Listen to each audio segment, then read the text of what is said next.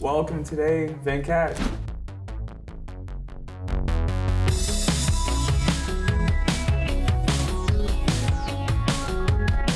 Super excited to have you here. We've known each other for a little while. Yeah. I don't remember. About 4 or 5 years. 4 or 5 yeah. years. So yeah.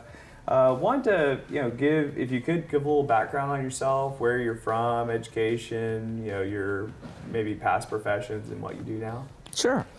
I came from India. Okay. When I was 22 years old, so I went to University of Alabama in Huntsville.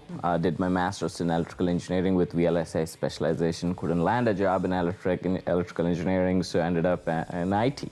Okay. They're just taking them by horse, so I was one of them. Quickly ascended in my career, so spent about 14 years in corporate America working. I started with ADP, T-Mobile, PepsiCo, and finally my last job was with Bank of America as an SVP at them, all in IT though. Okay. So I started, passive investing and then active investing in multifamily, and finally chose to do this full time now. Okay. Awesome. That's great.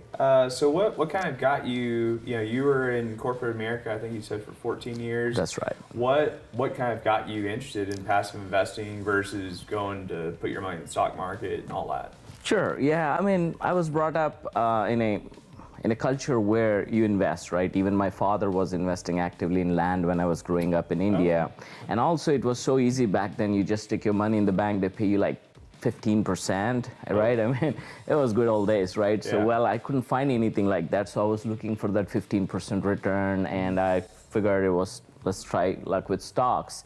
And it was like, I was rocking, not making any progress. I make money, lose money at the end of the day when you try to file taxes. Hey, there's several $1,000s in losses, right? Yeah. So I thought, well, I'm not good at it. Yeah. I figured why? It's because our greed and our fear gets into the picture here. Sure. We have so much control, so much liquidity on this thing, which is not a good thing at all. Yeah. So finally chose real estate. I looked several different places and finally ended up in real estate.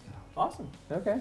And what passive investing have you you mentioned it a little bit, but what have you participated in and how's that gone and all that? Sure. Well, I started like most people with single family. So I bought about 20 single family properties. Wow. And there was no limit on how many Fannie Mae loans that you could get before recession, but after recession they capped you at 10 per spouse. So we got 20 between me and my spouse. Okay. And these are all rental properties, and they were cash flowing well. Okay. But then again, life gets busy, right? As I progress in my IT career, I no longer have that kind of time to tend to these kind of properties. So I was looking for an alternative, and then I started with multifamily passive investing. Okay. Do you still, just curious, do you still have the single family? Yes, I do. I do have half of them. I sold half of them. Again, I'm not in a hurry to do a fire sale or anything like that. Right. But as soon as one gets vacant, I will involve my realtor, and she will just take over from there. And she rehabs them and sell it. I don't even have to go there. Oh, but yeah, I'm nice. exiting the single family because of the hassle, basically. Right. Yeah. So what made you comfortable? I know when I first started investing passively, it was a lot of money. I was nervous to put money in. How'd you get over that to pull the trigger? No, of course. I mean, it's very. I was freaked out, like when somebody asked me to what $50,000, $100,000 into an account. I mean, technically, I don't get any receipt immediately. Right. You pay $10 anywhere, you get a receipt, right? Yeah. So here you do get a subscription agreement, but you know what I'm talking about. Sure. It's a sizable amount of the money, just wiring it to somebody else, and you may not see it again, right? Yeah. So yeah, the way I was able to deal with that is like, I met you at one of the conferences here. Then I see that, your other investors, and just got comfortable with it. I mean, obviously there is a risk and there is some fear, but you can mitigate a lot when you see that, hey, it's not so uncommon that people do this kind of investing. And yes, they wire, and yes, eventually they're gonna get.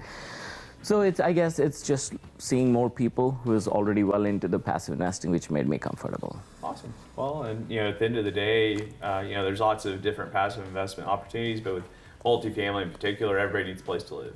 Definitely. So do you have any, I guess when you're looking, I don't know how much passive investing you're doing now, if any, I know, but what do you look for What do you look for in the sponsor, location? Or, do you have any metrics that you're looking at when you consider passive So here's investment? the thing, right? So I still do passive investing, Okay. quite a bit of it actually. Okay.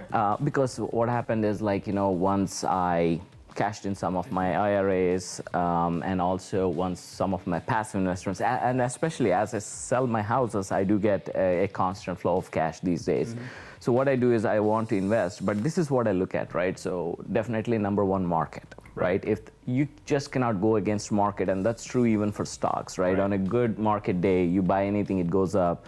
On a bad market day, you buy the most undervalued stock, it still goes down, right? I'm a big believer in that, right? So I'm looking at these markets where you have this population growth, the rent growth, and good fundamentals basically, and the stability also. And again, I'm not interested in this feast or famine markets which go super hot and then super cold quick on you. There are a few markets that I want to invest in.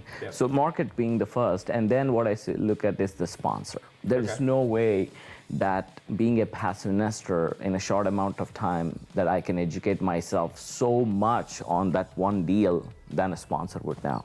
So some of that has to go with your trust on the sponsor, right? Absolutely. Just believing into the sponsor. They're spending tens or maybe up to $100 out. They're spending a ton of time on a deal. If you're looking at 10 deals, you can't possibly. There's no way. There's no way that I could actually fly into these places or even drive up to the places and do all my due diligence, shopping comps. That's not going to happen.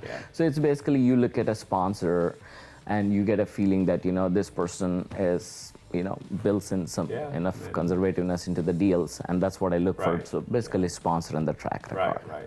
And if they have skin in the deal, it makes you feel better. Absolutely, so, I mean those kind of things. So we're coming up on 2020. Our economic run's been quite a while. What are you increasing your passive investments? It sounds like you are, but are you holding? Are you pulling back? Where are you? So I definitely pulled all my money from 401k and made it cash. That much I did because it moves quick, right? I mean, stock market, if it goes down like another 40% or not saying that will happen. But what happens is that it happened before, right? But when it comes to real estate, I'm still putting money in there. Because where else would I put? So I'm being just a bit more picky, but other than that, I'm still investing. Okay. Is for people that are starting their passive investing journey, do you have any advice for them as to what you would do if you were in their shoes? Definitely, yes. So when you get started, right? I mean, it looks like just so much to consume, right? So attend as many webinars as possible, introduce yourselves to as many sponsors as possible, then learn about your sponsors, set up a one-on-one meeting with them. So you need to understand what you're investing in, consider your sponsor as a brand, and you need to know anything and everything about the brand you possibly can. So build those relationships, and don't be very antsy to get into one of these things. This is common thing I see with investors. It's like, okay, you know what? I got like so many hundreds of $1,000s sitting there, debt capital, it's not doing anything. Let me go ahead and just throw money at randomly. Just let's spray the money into these deals. I mean, that's the sure way to lose money, right? So definitely take it slow, educate yourself, and develop these relationships with sponsors. Be very open about the questions that you may have. It's a process. In about 6 months, if you diligently follow this process, in 6 months to 1 year, you will be very sophisticated, really sophisticated, to weed out the bad deals and go after the good ones. Awesome. Cool. Anything you wish you would have done differently? Yes, I wish I would have started soon. Instead of single family. I should have skipped the single family and directly come to multifamily, because there's no reason for us to go through all that hassle of dealing with tenants directly and all that. So multifamily is giving me the yields that I need. I'm happy with it. Awesome. Before we wrap up, any final thoughts or anything you want to share? No, I just want to say one thing, right? Again, take it slow. Write your principles, whatever that is, on piece of paper and stick to them. Investing is all about discipline, right? Sometimes it basically, long story short, don't make impulsive decisions. Write what your criteria is on piece of paper, stick to that, adhere to that, and as long as you do diligent and investing with discipline, you'll be okay. Awesome. Well, thanks for coming out today. I really appreciate your time, and I know it's been really exciting for me to watch your journey from passive investor to, I don't know how many units you own now. 2,700 units. Yeah, just 2,700 units. So it might be a guy to listen to. So really impressive, and really appreciate your time. Thank you. Thank you. All right, thanks.